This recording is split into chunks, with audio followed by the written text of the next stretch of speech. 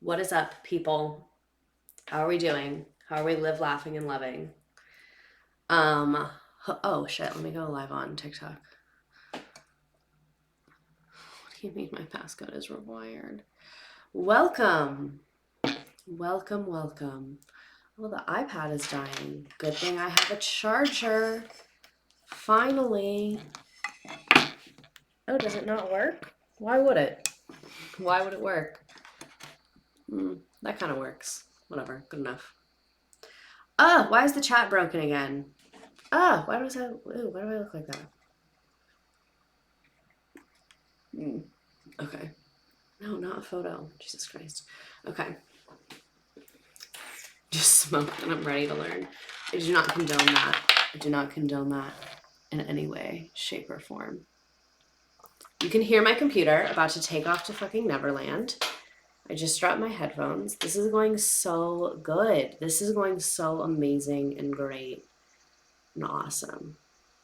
Great. I want to rearrange this a little bit. Everybody, bear with me. Let me fix the chat. There's a lot happening right now to me, and it's fine. Everything is literally great. Like, I just want to reiterate that everything is great, but it's a lot. Where's chat? Rut-row. Rut-row. Rut-row.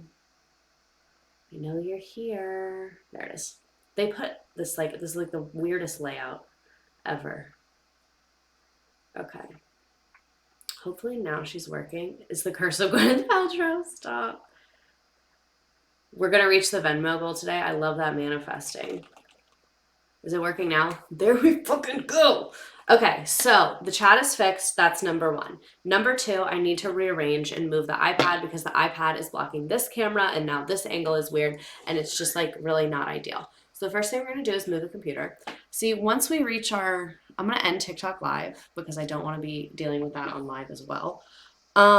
Once we reach our computer fund goal, like life is going to improve so dramatically. You know what I mean? And we're so close. We're already at 94%. Slay. Okay. If I move you, there we fucking go. No. I got a small desk because I was like, oh, if I have a small desk, I won't be able to put shit on it all the time. But now I just put shit on it all the time and it's small. So there's not that much space for anything. So I guess my plan kind of worked, but not really. No, I'm just annoyed because it's small. That's what she said. Sorry. I should really be more professional. Like, now that I'm like a teacher again, like I really need to cut it out. But I kind of can't stop. I don't really know what the problem is. You know what I mean? The years start coming and they don't stop coming.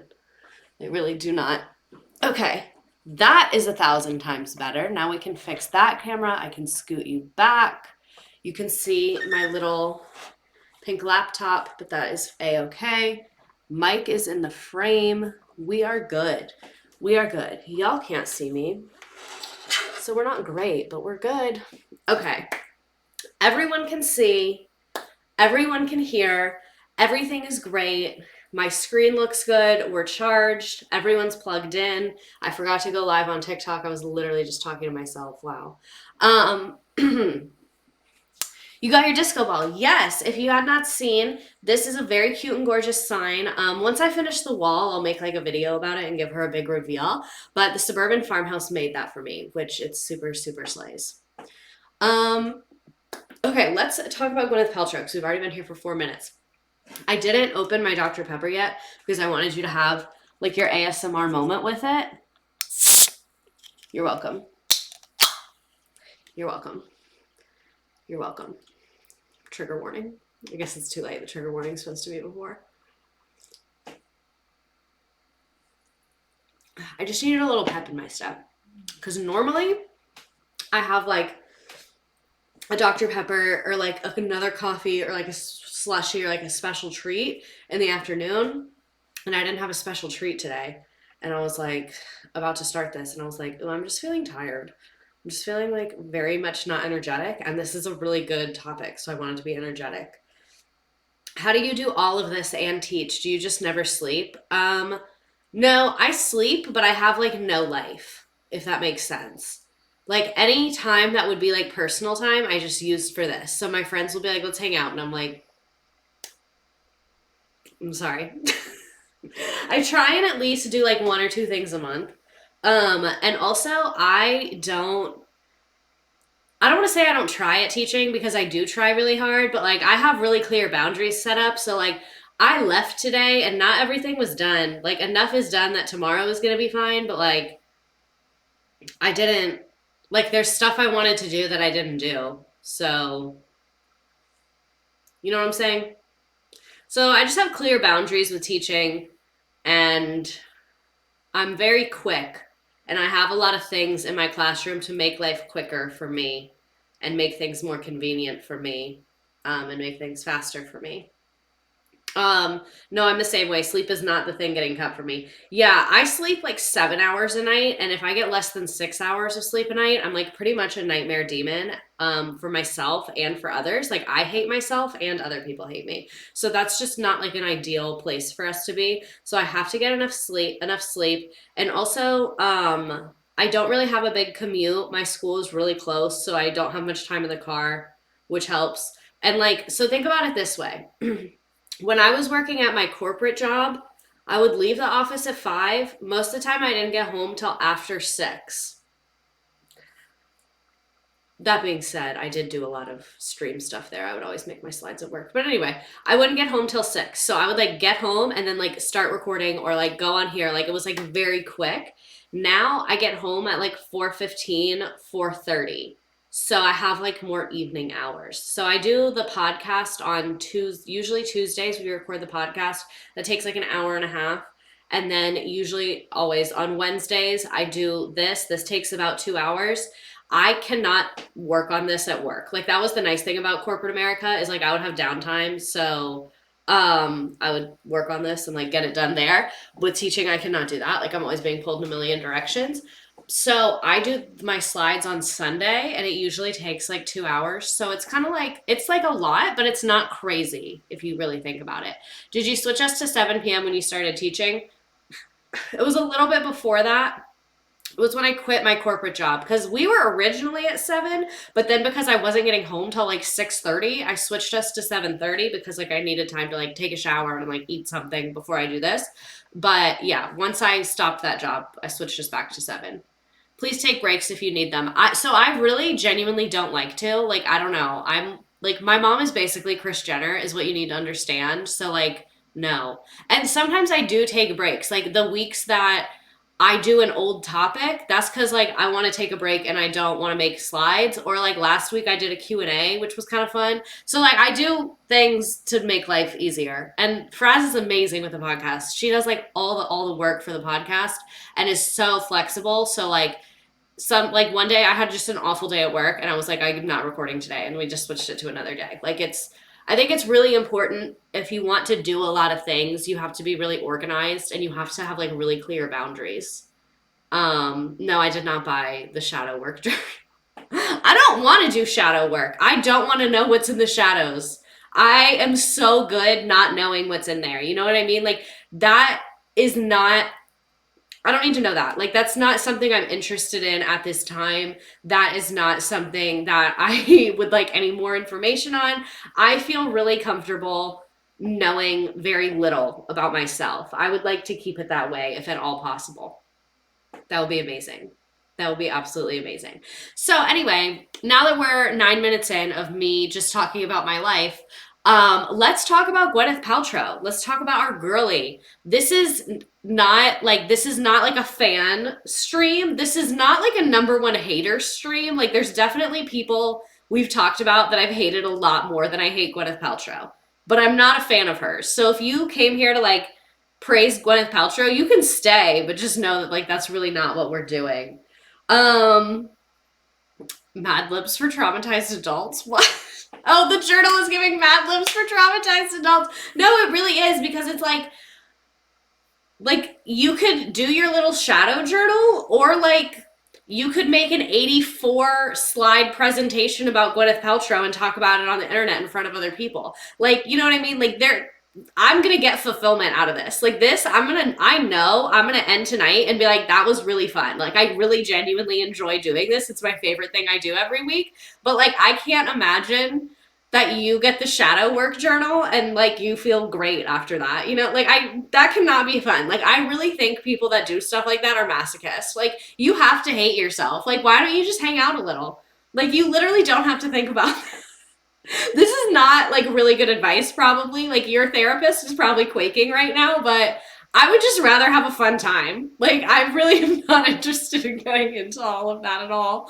But anyway, someone else who's only interested in a fun time is Gwyneth Paltrow. Not really. That wasn't a very good transition. But let's talk about her. So if anybody does not know who Gwyneth Paltrow is, she's an American actress and businesswoman. She's won a bunch of awards and she's also insane. So that's what we're going to talk about today.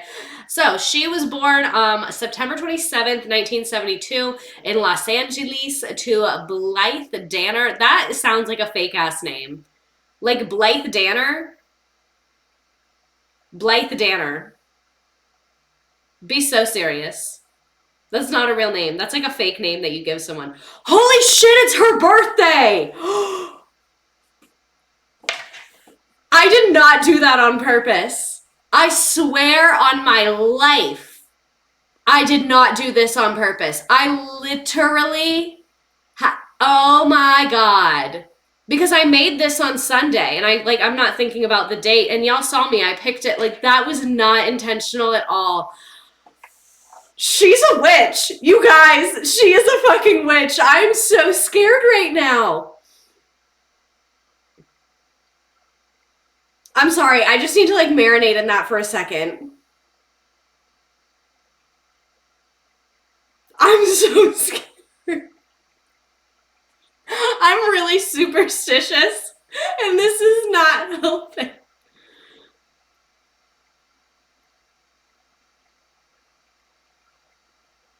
Stop. I've never reacted this way to anything. Like, I literally don't, like, know how to, like, move on from this. Like, oh my God, I'm so taken aback. Like, I really don't know what to say. The chat right now is phenomenal. Okay, so we're just going to try and pull it together and move forward. We're all going to wake up and lay a crystal egg in the morning because that was really like...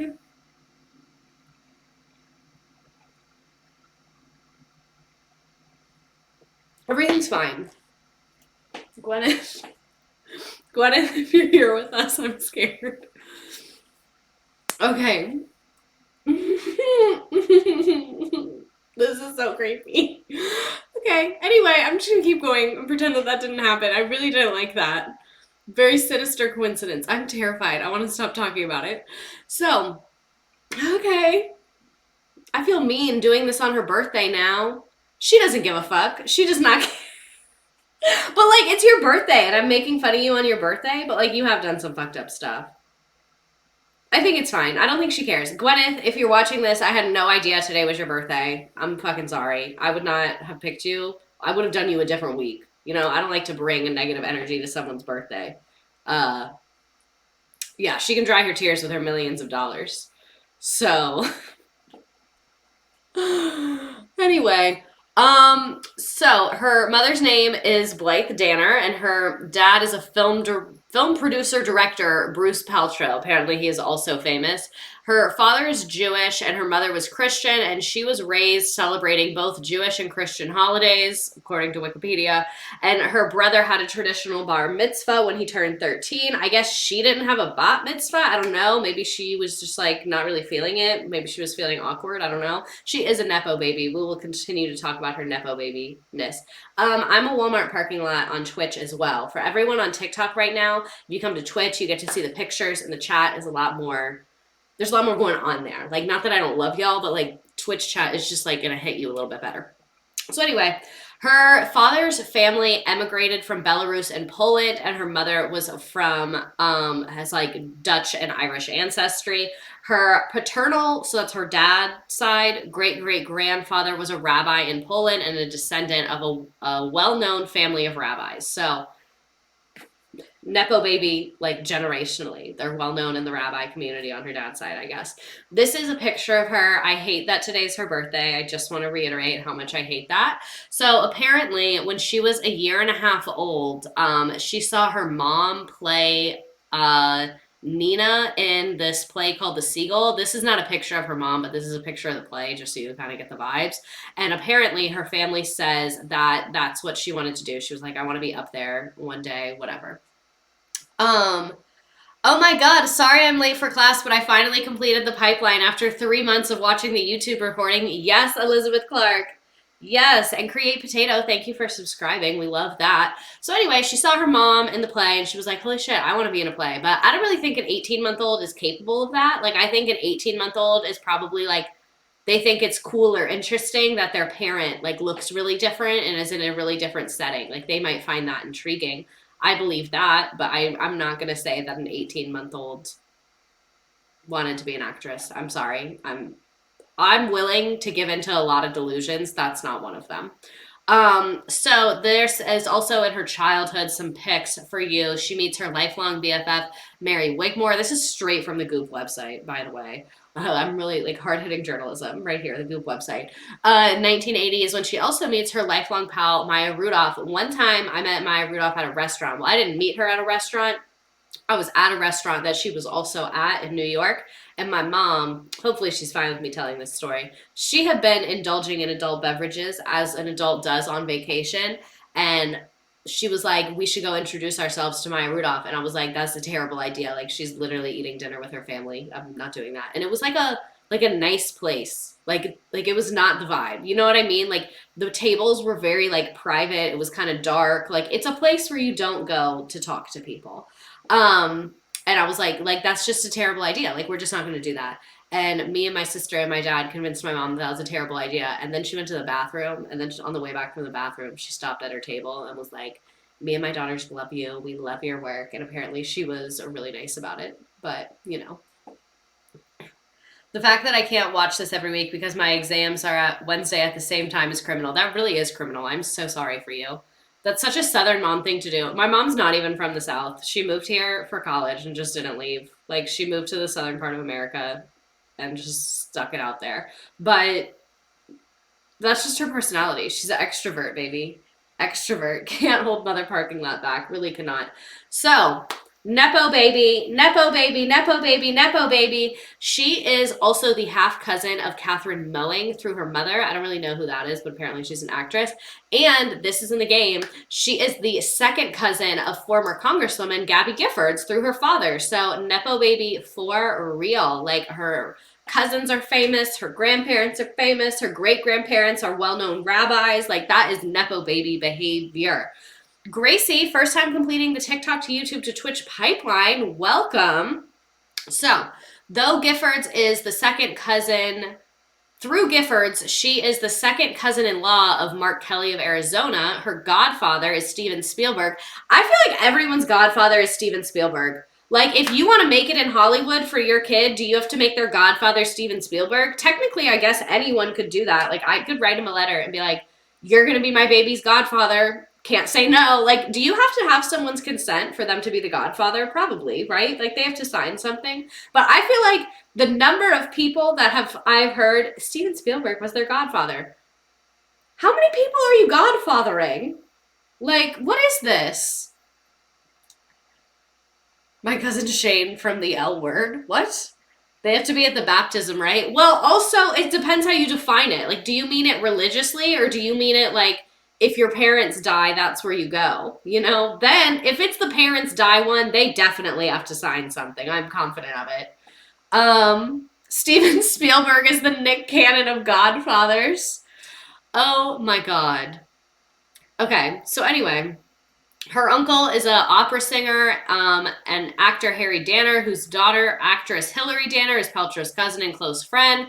Paltrow recalls their family gatherings. Hillary and I always had this in common. To this day, cooking for people we love, eating and hanging out as a family. It's how we were raised. It's what we do. I don't believe that. Another cousin is Rebecca Paltrow Newman, who is the spouse of an Israeli-American billionaire and the founder of WeWork. So WeWork jump scare. WeWork jump scare. We should do WeWork. Have we done WeWork? I don't think we've done WeWork. We should do WeWork. Is Godfather a metaphor for selling the child's soul to Steven Spielberg? That had QAnon energy. I'm not going to lie. I don't think that's what you meant, but that kind of had QAnon energy. Like, you know, please do WeWork. I'll do WeWork. We love a WeWork. So Paltrow was raised in Santa Monica, California, where she attended the Crossroads School before attending the Spence School, which is an all-girls private school in Manhattan. And then she studied art history at the University of California, Santa Barbara before dropping out to act. She's also the adopted daughter of Talveria de la Reina, Spain. What? Because apparently at 15, she did an exchange program to learn how to speak Spanish, and I guess her fucking host family loved her so much that they adopted her. You were never up for adoption. Like, that's, what are you talking about? And she speaks French as well. So I just say all this to reiterate that she is probably one of the most out of touch people on the planet. Absolutely. Her reality and her are nowhere together. Also, I'm jealous. I'll say that. I'm jealous. When I see a Nepo baby, jealousy immediately. I'm like, not having to work for a living. I would love that. I would love that. I can admit that. I can admit that I'm jealous for that. You know? So in 1984, she moved to New York City, like we said, to go to that Manhattan all-girls school. This is a pic of her at that age. So I think she's like 14 or 15 here, or 15, yeah. For those of you on TikTok, if you want to see the pictures, you have to come to Twitch. Sorry, love you. So this is in an interview with her on her website. They asked her, what are some of your favorite memories of cooking with your family? Because apparently that's what she loves to do, is cook for her family. I feel like anyone that's like always talking about cooking like this is like, it seems like food is occupying a lot of your mind. You know what I mean? Because like Miss Gwyneth, she has food issues. Let's acknowledge that. We're going to watch the video of her that I know y'all are all thinking about right now. At our house in Westchester, cooking dinner was a regular occurrence. My dad would catch fish in the lake to grill with vegetables from the veggie patch, or we'd make roast chicken with a big chopped salad. Simple, easy American dishes. Shut the fuck up. Your father went out to the lake and caught a fish? Shut up. No, he didn't. Later on, when my dad and I both got really into cooking, we'd watch the Food Network in its early days when it was very instructional and call each other to compare notes. He'd see a technique for dicing an onion or something and call me to share it. Whatever, man. Also, the question they asked, what are some of your favorite memories of cooking with your family? Like, none of these are like a holiday or like, you know, like they all say, she describes things that she's saying they did on a regular basis. I don't know. It's just a lot. This just seems very out of touch. So that 1984 is when she was at the Spence School, and they asked her, what was your first professional audition? She said when she was 17 years old, sitting in a coffee shop on 91st and Madison, having some coffee after school. Normal behavior. A scout came up to me and asked if I wanted to audition for a film about Sonny and Klaus von Bülow. I didn't tell my parents because they forbid me from acting, but the casting people put it together from the last name and called my mom's agent. She was not thrilled. I got a call back, but not the part. They knew who the fuck you were. They did not just see you in a coffee shop. We're like, you are so strikingly gorgeous. Have you ever thought about acting? They knew who you were. They probably were like, all these celebrities send their kid to this school. Let's hang out outside this coffee shop. I bet their kids come in here. We're going to hire one of them. We're going to get this check. Like, be so serious. Why is she lying? So that's another good point. I'm assuming she's just delusional and thinks that she got this off merit, but she could be blatantly lying. She could have gotten this job through her parents, but not wanted to say that, so she made this up. This does feel like a very made up story. Of course, all these kids of actors have parents who forbid them from acting, so relatable. Oh, so this is in 1989. She auditions for a pilot that her dad is producing. Okay. And then in 1990, that's when she applies for January admission to UC Santa Barbara and goes back and forth between school and auditioning in Los Angeles. In 1990, she gets a part in Shout with John Travolta and delivers her one line, Rebecca, which is her character's name. So I guess that was like her first kind of cloudy thing that she did. So when they asked her, when did you decide to leave school and act full time? She said, and that was thanks to my dad. Oh, I thought he forbidden it. I thought it was forbidden. I thought you were forbidden to act. Shut up. She said, that was thanks to my dad. I got a part in a play that was part of the Wilmington Theater Festival. My dad came backstage after dress rehearsal and told me to drop out of college and pursue this thing for real. She's literally so delusional. So 1991, that's when she is in Texas shooting Flesh and Bones. 1994, she's cast as Lucy Traeger in Moonlight and Valentino and shoots in Toronto. Also in 1994, she leaves for Paris to shoot Jefferson.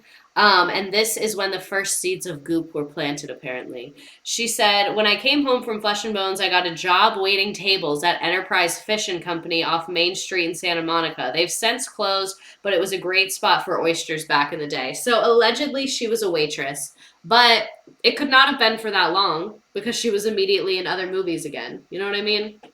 So what? Oh, I kind of went like a little backwards. Sorry about that. So she gets the job. She is doing Flesh and Bones. Then she's waitressing for like a year, I guess. And then she does the Moon and Valentino, then the Jefferson in Paris. And then Jefferson in Paris is when she's shooting in Paris. And this is when the first seeds of goop are planted. She said, being in Paris got me into asking the crew and any cool people on set where to go, what to see, where to eat. All my friends from home were graduating from college and came to stay with me and my brother in my Paris apartment. That is so out of touch. Like, kids who are just graduating from college are usually broke and cannot just go stay with you at your Paris apartment. And like you having a Paris apartment, like what? I know she never claimed to be in touch, but it's just really astonishing to me. She said, even my dad came out bringing my dog Holden with him. Do you know how expensive it is to travel internationally with a dog? I guess this was the 90s. It probably wasn't as big of a deal, but still. Aw, and from Roel's, TikTok to YouTube to Twitch, let's go. Welcome. So we would go to incredible cookware stores called E. de Lorraine for supplies to cook at home. So I guess that's when she got into lifestyle shit, was when she was in Paris. Then she goes back to LA and is living in LA and New York, and she's dating Brad Pitt at this time. It's 1994, and they follow around each other based on the location that the other one is shooting. So romantic. Corner Bistros and she said Corner Bistro in NYC was famous for their burgers, still is. I went there for vodka tonics and to Moomba on 7th Avenue for a little dance floor. It was a fun little hot spot in the 90s. And this is also when she worked on Emma in the English countryside. So she's in like her famous era. So we already kind of talked about this, but so I'm going to skip over a lot of it. This is literally just a list of the movies that she's in, but I really don't care. Let's talk about Brad Pitt. So in 1995, she starred in the thriller Seven as the wife of the young detective who was played by Brad Pitt, who is partnered with a retiring William Somerset, who's played by Morgan Freeman, and then tasked with tracking down a serial killer. It was the seventh highest grossing film of the year. That was hard to say. And yeah, super successful, super famous, yada yada. That's how she met Brad Pitt. So they dated from 94 to 97. They called it quits just a few months after getting engaged, and they were a very 90s couple. Like, I guess they were the it couple of the 90s. They met while filming The Seven, and like we said, they started dating shortly after. Brad Pitt said, I knew immediately. I got within 10 feet of her and I got goofy. I couldn't talk. So Simp. So Paltrow said that she was oblivious to Pitt's feelings, out of touch. I feel like she just has no bearings on reality at all. I had no idea. I just thought he was really friendly. And then I started to get a crush on him. They dated for 2 years. They even had matching haircuts. We will be looking at pictures. If you're on TikTok, you have to come to Twitch for the pictures. Very 90s couple, as in hot people who barely knew each other that got engaged. Exactly. I'm the 90s, like iconic, better times. I think I was a kid and I wasn't ready. He was too good for me. The This is from an old article. So she said that in a 2015 appearance on the Howard Stern show. She said, I honestly do think I was too young and I didn't know what I was doing. So that's a very valid take. Here's some pics of them in the 90s. Interesting trend of everything just happened to me kind of narrative. No, she does seem very passive. She's like, and then this happened, and then this happened. Like the agency is not there. Brad Pitt, that jawline. Look at their matching hair. Look at that. That is so 90s. I kind of love the glasses though. Like the fashion is there. More matching hair. Look at them. They really are like the it couple of the 90s. The human equivalent of bone broth, respectfully. More pics of them. Oh, I think I already showed you a zoomed in version of that one. Look at them smiling. So happy. And then here's another pic of them not smiling.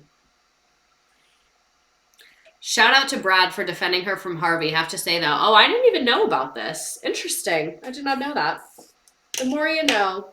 The more you know. They look like Ellen and Portia. Stop. Why do I see it?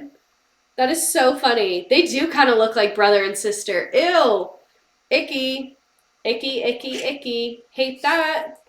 Hate that. Hate that. Absolutely hate that. I feel like they specifically look like Ellen and Portia in this picture. I didn't see it in the other ones, but like the hair and the clothes of this picture really seals the deal for me. Okay, but anyway, so here's just kind of more of her career. This is kind of boring. I want to get to the stuff where like she's annoying. I don't really care about her movie. I feel so bad because it's her birthday. But anyway, she has a lot more career success. She's jet setting all over the place. And yeah, here's more of her jet setting. And then Bruce Paltrow passes away October 3rd, 2002. Very sad. And then she met Chris Martin 3 weeks after that, and they ended up getting married. In 2003, she moved to London, and she lived in London for 10 years with Chris and Martin. He's from the Coldplay, if you don't know who that is. So, this is just kind of her general stardom throughout the 2000s. I really don't care about like cinema history. Oh, this is important. So this is all the awards she has won. I just want to really reiterate, she is a super, super famous actress. Like before she was the Goop lady, she was a very, very, very famous actress. You know, here's some more awards. That's page 2 of awards. So the red is what she was nominated for, and the green is what she won. So this is like, very mixed years, but a lot of her awards are in like 99, 2000, 2001 was kind of her peak of her acting. So she also dated Ben Affleck in October 1997. They split in January 99, and then she convinced Ben Affleck to co-star with her in Bounce, and then they rekindled their relationship, and then they broke up again, and she said now they're still friends. So they've dated twice. Good for them. Love that. And then she met Chris Martin, like I said. 2002, she meets Chris Martin backstage of his concert. What a shocker. You met him backstage of his concert? You mean to tell me he was backstage where he was performing? Wow. Where was I? So it was 3 weeks after the death of her father, Bruce Paltrow, and apparently this Coldplay song "Fix You" was written to help Paltrow through her grief. They married in December 2003 at a ceremony at a hotel in Southern California. She was pregnant with their child at the time of their wedding. I tried to find wedding pictures, really couldn't find many. Paltrow and Martin have 2 children together. They have Apple, who was born in 2005, and their son Moses, who was born in 2006. Their son's name was inspired by a song Chris Martin wrote for Paltrow. Simon Pegg and Martin's bandmate Johnny are her daughter's godfathers. So, I keep burping. Yeah, her child's name is Apple. That's a choice. You know what I mean? I don't like to shit talk people's names, but that's like a very celebrity name to give your child. You know what I mean? So here's some pics of her with Chris Martin. I didn't realize she was married to him. I literally had no idea that she was married to the Coldplay guy for like a while. They got divorced, spoiler alert. More pics of them. I don't know why the pictures keep repeating. Nearpod's been like low-key fucking up lately. They lived in London for the majority of the time. This is her with her children now. I don't really, so just like most of you already know this, but I don't really like to talk about people's kids on here. Like, I don't like to talk about famous kids because they didn't choose to be famous. So here's one picture that they took with their mom just for context, but normally I don't like to show people's kids or talk about them, but I figured they're teenagers and they're in this photo, so it's them and their mom on the interwebs. Her daughter does really look exactly like her. And then here's a paparazzi picture of their kids when they were younger. So I tried to only get like photos that they have posted themselves. So that's usually my rule of thumb. If I'm posting people's kids, I want it to be photos that they have posted. And this paparazzi photo was on one of her blog things. And then here is a picture that she posted for Father's Day with her children. So Paltrow's health and wellness moment, really the first one, was in 2004. She showed up to the premiere of Anchorman with the cupping marks on her back. If you don't know what this is, they put these like hot glass things and it like pulls your skin up and it can help get like knots out of your back, I think is what the point of it is. But yeah, this is the first time she was really like, yeah, I'm a health queen. Like, Olympic gaslighting. So it leaves these marks on your skin because it's literally like, thank you for saying Nearpod been F up lately. Like, thank you. Thank you. I don't know what's going on at leadership over there, but I'm having a lot of issues with them. But anyway, if I were her, I'd always show myself next to Apple to make people think she's never had work done. So she does this whole cupping thing and does it very publicly. And this is my logic is like, if you wanted to cover that up, you would have. You know what I mean? Like, you easily could have put makeup over that. You could have worn a dress that covered that very easily. Like, she wanted people to see that. And those marks last for like 3 weeks. Yeah, they're basically hickeys is what it is. As a marketing professional, that was absolutely a branding move. Yeah, absolutely a branding move. Absolutely. So this is when her health era is beginning. She said, Moses was 5 months old and I needed help getting myself ready to shoot Ironman. Tracy Anderson taught me that dancing is somatic movement and that to dance is to express yourself and let things go. It's become such an integral part of my mental and physical health upkeep. So I guess she first got into dancing. And in her blog, they asked her, how is your exploration of the relationship between food and well-being going at this point? And this was back then. She said, Moses's pediatrician recommended a no gluten or dairy for his eczema when he was 2. I didn't know where to begin making him anything that met his needs and also tasted good. This is when I really started to understand how food is tied to how we feel. How come LA pediatricians are always telling you no gluten and dairy? And I genuinely mean that. Like, do they know something? Like, do rich people truly have better pediatricians? Or is this just like an LA thing? I could really see it going either way. So this is starting her Goop era. She talks about health, she talks about diet, and then in 2008, Goop launches. It is a weekly lifestyle newsletter, and it is encouraging readers to nourish the inner aspect, and Goop has now expanded into a web-based company, Goop.com. According to Paltrow, the company's name, this is like, everyone hold on because this is insane. According to Paltrow, the company's name comes from someone telling her that successful internet companies have double O's in their name. Google, Yahoo.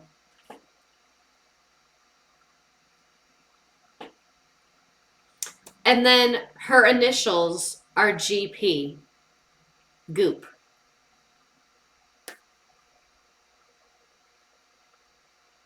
I'm so offended by that. I'm not kidding. I wish I was kidding. What? Like, what is... I cannot think of like a more random way to name a company.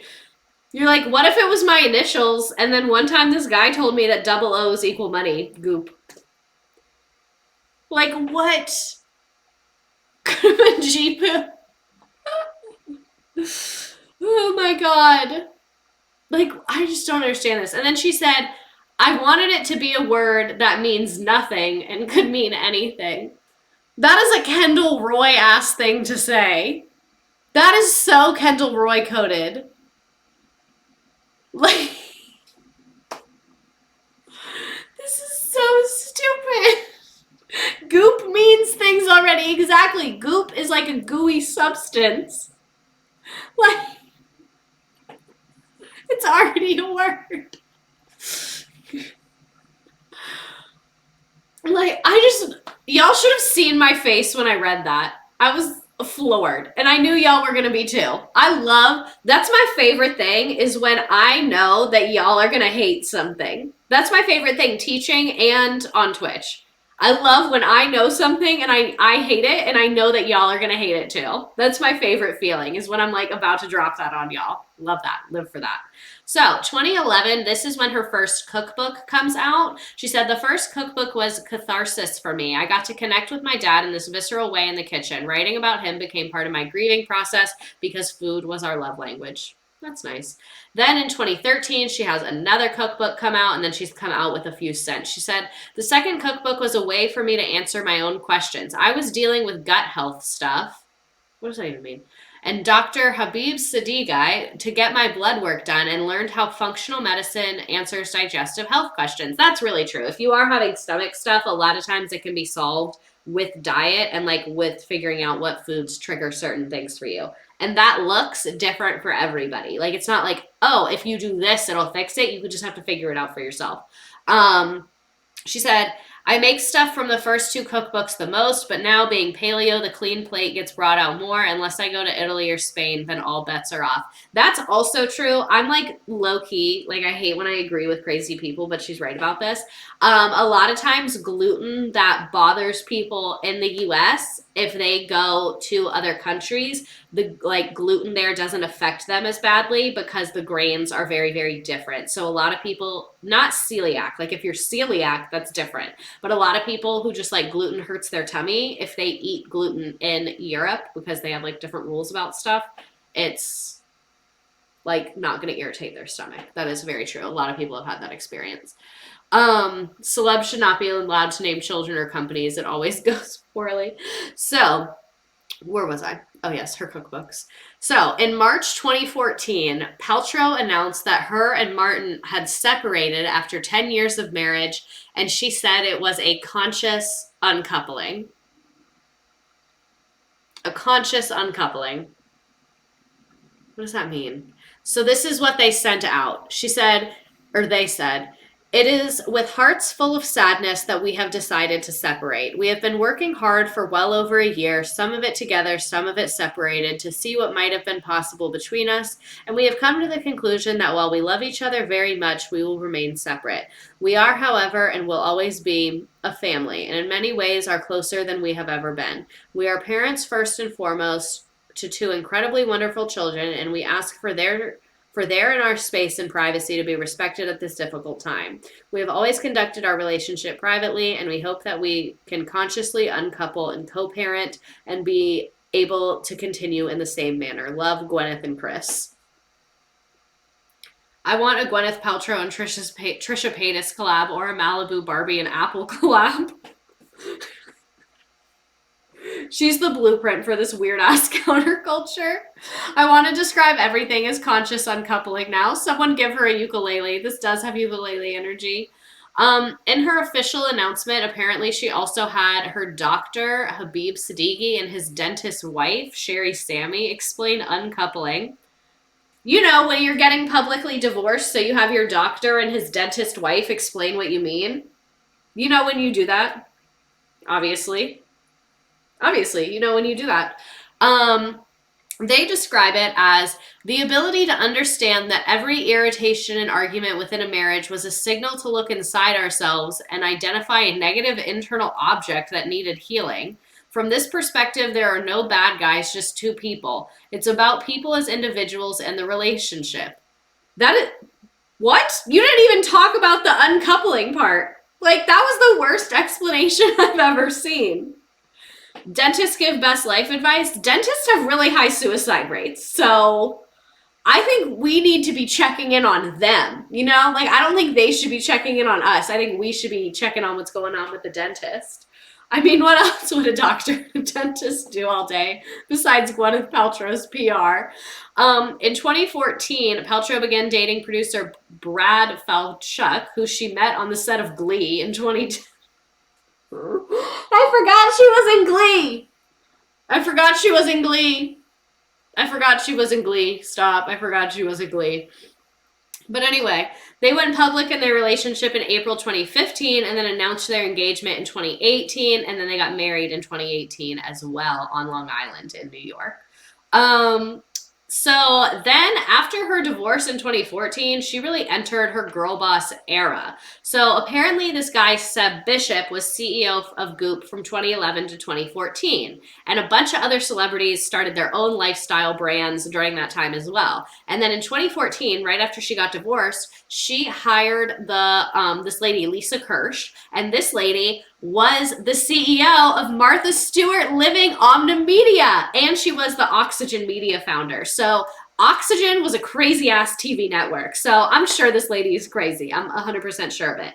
So that is who was CEO from 2014 onwards.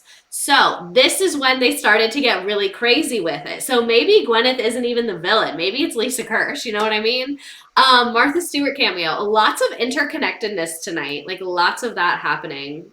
What was the other jump scare we had? I've already forgot. Oh well. Please do an episode about Oxygen. So, where was I? From 2014 onwards, Goop wellness content became increasingly radical to the point where doctors have begun to call it pseudoscience, which means fake science. Pseudo means like not real. And media outlets would describe it as no longer ludicrous. No, now it was dangerous. And then in 2015, Paltrow stated that she wanted Goop to be its own standalone brand. And as of 2015, around 24 people worked for Goop. And then they hired 60 people in 2016. And that same year, their most searched topic was detox. So, no, not her birthday. There was another, like, someone from a previous stream was in here. So, I need to stop drinking this because I won't be able to sleep tonight, but it's so good. So, Goop has faced backlash for showcasing expensive products and promoting medically and scientifically impossible treatments. Many of them have harmful consequences. We're going to look at a lot of them. And Jill Avery, who is a brand analyst, said that Goop's response to criticism seems designed to strengthen their brand and draw their customer closer, noting that Goop's references to feminism, Asian medicine, Eastern philosophies, and anti-establishment politics do so. So, like, in her followers' eyes, she can really do no wrong. So, I kind of want to talk about the detox and how detox is complete bullshit. This is from the National Center for Complementary and Integrative Health.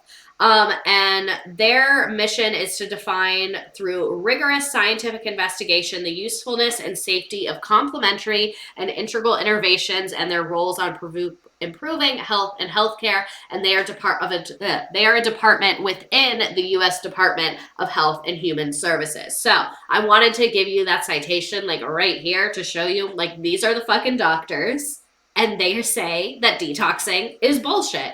So a 2015 review concluded that there's no compelling research to support the use of detox diets for weight management or eliminating toxins from the body. A 2017 review said that juicing and detox diets can cause initial weight loss because of the low intake of calories, but that they tend to lead to weight gain once a person resumes the normal diet, and there have been no long-term studies on the effects of detoxification programs. So, if you want to detox, drink water, literally. So the FDA and the FTC have taken action against several companies for this. So some juices and cleanses and detoxes have not been pasteurized or treated in ways to kill harmful bacteria. This is also really dangerous if you have like diabetes or some other kind of health issue going on.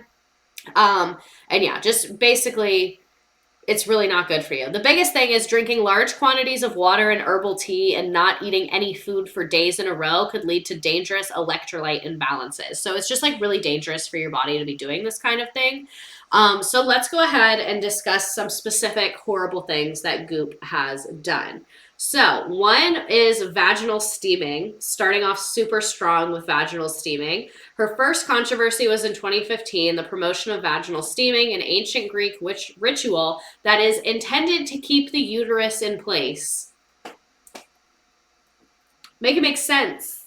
Yeah, obviously when they didn't have like x-rays and shit, that's what they thought.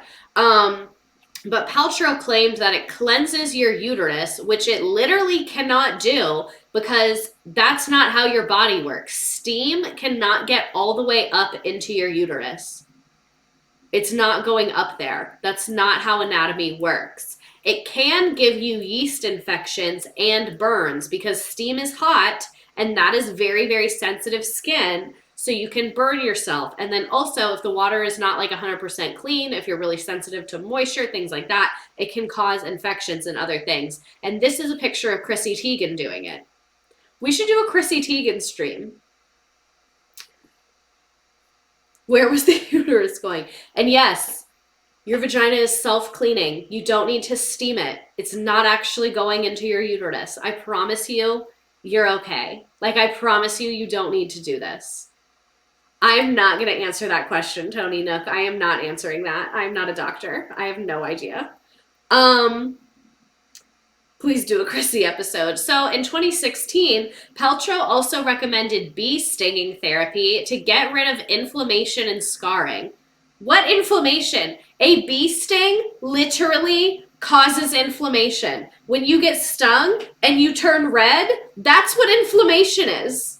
That is what inflammation is, like at its core. And she wrote that bee venom made an old injury of hers disappear. You could not have been more vague. You could not have been more vague at all. It made an old injury of mine disappear. It just disappeared. And a woman died in 2018 from bee stinging therapy. A 55-year-old Spanish woman has died following repeated exposures to an acupuncture method that uses live stinging bees instead of traditional needles, according to a recent report by the Journal of Investigational Allergy and Clinical Immunology. That's a thing in Spain, not here. But evidence to back those claims is weak and mixed, as numerous medical studies have tallied serious risk adverse effects, including anaphylaxis, stroke, and death. Perhaps the most alarming is people with no history of allergies to bee venom can become sensitive to it over time. In fact, more exposure, the greater risk of developing sensitivity. So the more and more times you get stung, I guess the more likely you are to have a reaction to it. So this seemed to be the case for the Spanish woman. How it's still unclear about how she learned about the bee stinging acupuncture. Her doctors noted in her medical report that she had attended sessions every 4 weeks for 2 years with no issues prior to her death. She had sought the bee-based treatment, a form of apitherapy, for stress and muscle tightness, but what would be her final session, she began wheezing and lost consciousness. Personnel at the clinic were not prepared for this medical emergency, and they could only provide her with miloprednisolone, a drug that only reduces inflammation. It took 30 minutes for an ambulance to arrive, and by that time, her blood pressure had plummeted. An emergency medical personnel arriving promptly gave her a double dose of adrenaline, saline infusion, and a bunch of other stuff, antihistamines.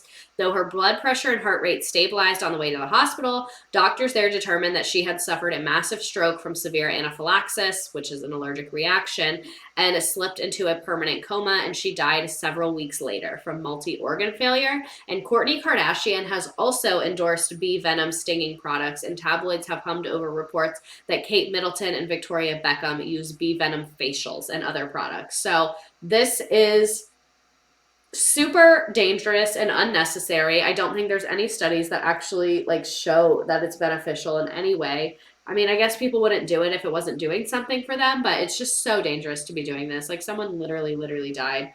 The next Goop article is going to be the benefits of bloodletting. No EpiPens at the bee sting. That's such a good point. Why didn't they have EpiPens at the bee sting clinic? Rest in peace to everyone who died during the Black Plague. You would have loved Gooped. How does the clinic not have EpiPens? Horrified looks from everyone in the room. Leeches by Goop. Leeches by Goop. So super sad that this lady died, but also this lady had been doing bee stinging therapy for 2 years, so you shouldn't have been doing that. So like I feel bad, but I could feel worse if you didn't do that. You know what I mean? So Goop is also, this is my favorite one, honestly.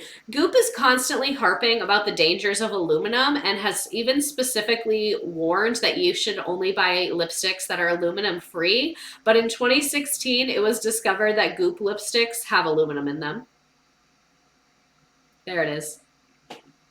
There it is. Okay, great fucking point, Spiffy 6 cents. The bees are dying. Why are we using bees on them? Why are we wasting bees' lives on this? The bees are literally in crisis. The bees are in crisis. Their numbers are dropping. And don't they die when they sting you? Don't those bees die? Like, they die when they sting you. It's wasp that can sting you a bunch of times. The bees die, I think. We should not be using bees on this. I didn't even think about that aspect of it. I forgot about that. That's crazy. I talked about bees with my zoology today. Someone sick the vegans on Scoops. Give Gwyneth wasp instead. That's why the bees are dying out, because of Goop. They die like it's a horrific death. It's so sad. Ugh, poor bees. But anyway, Goop is always talking shit about aluminum, and they were still using aluminum. So shout out to them for that one. This is also a great one. I love this one. NASA Body Vibes stickers. So June 23rd, 2017, in a Goop post, they said that stickers were sold by a group called Body Vibes, and they are made with the conductive carbon material that NASA uses to line space suits so they can monitor an astronaut's vital during wear. And it's $60 for a pack of 10 stickers, and they come pre-programmed to an ideal frequency and promote healing by tackling imbalances. If you fall for this, I do not feel bad for you. Like, that is ridiculous that you would read that and believe that. Like, that is, you would buy that for real? For reals. Here's what the stickers looked like. They're literally not even cute. This is absolutely insane. NASA and vibes so close together is odd. What's imbalanced? It's giving those magnet bracelets from 2010 that everyone said was supposed to improve balance. NFT stickers. The emojis, they do look like emojis. They look like they could be scratch and sniff. They're so ugly. It's so fucking bad. This is how I feel about pimple patches. There's an MLM for something similar that now QAnon people are into. Oh my god. She couldn't at least afford to make puffy stickers. So NASA told CNN Money that it does not use carbon material to line its suits, and the current space suits have no carbon fibers at all. And Gizmodo was the first to debunk Goop's NASA claims about the sticker. Goop removed the NASA mention from its post after that outlet's story went up, and in the statement, this is what gets me. Goop said that its advice and recommendations do not constitute formal endorsements. How are you, as a lifestyle blog, gonna say that your recommendation is not an endorsement? What else would it be? Like, it's not adding up for me, because what else would it be? If it's not an endorsement, then what is it? The opinions expressed by the experts and the companies we profile do not necessarily represent the views of Goop. The brand said, based on a statement from NASA, we've gone back to the company to inquire about the claim and removed the claim from our site until we get additional verification. They really are just saying, like, anything. Like, they're fully just saying whatever. Whatever they want to say, they're saying. Posting whatever, saying whatever. I wish I could buy this kind of delusion in a supplement. No, literally. Also, thank you to everyone who has gifted towards the computer fund. We're at 1778, so very, very close. Thank you, Jaden. Thank you, Taylor. Thank you, Lisa. Thank you, Holly. We love that. We thank you for that. Thank you. I think we're going to get it like probably this week or next week. And I'm really just not over that they said their recommendations are not formal endorsements. What do you mean? How is your recommendation not an endorsement? And then on Friday after this, remember what we just read was from Thursday. This is June 23rd, 2017.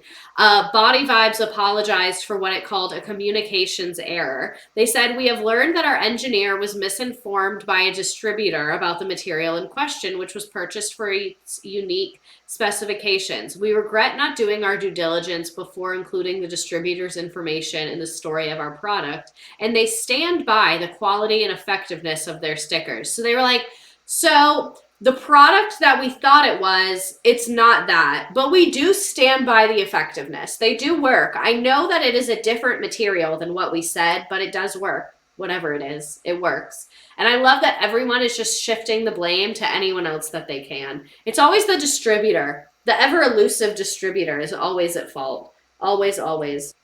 Also, thank you, Morgan. Thank you, Joy. We're literally only like less than 100. Holy shit. Missy. Oh, we're there, peoples. Wait, are we? We're there. We reached the computer goal. Thanks, Missy. Holy shit. Missy gave $80. Missy's my sugar daddy. Thank you. I'm so taken aback. We did it. Computer's getting ordered. I'll order it tomorrow. I got to talk to my friend who used to work at Apple and make sure I'm getting the one with the correct amount of storage. We made it, folks. We made it. We did it. I should have made like a graphic for it. I'll make one for next week. We did it, Joe. We did it. We made it. Ah, I'm so happy. Now we get the nice big computer, my little laptop fan, zoom in to the sky. So, moving on from the NASA Body Vibes, Missy did carry us across the finish line. For real. For real. For real. What color are you going to get? Purple. The pink one, it's like too orange for me. Like, I want it to be like pink. You know what I mean? But I'm going to do purple. Oh, I just heard like every bone in my body crack. But anyway, back to... And thank you to everyone who gifted. We greatly appreciate you. I'm excited to take this little graphic off of my page.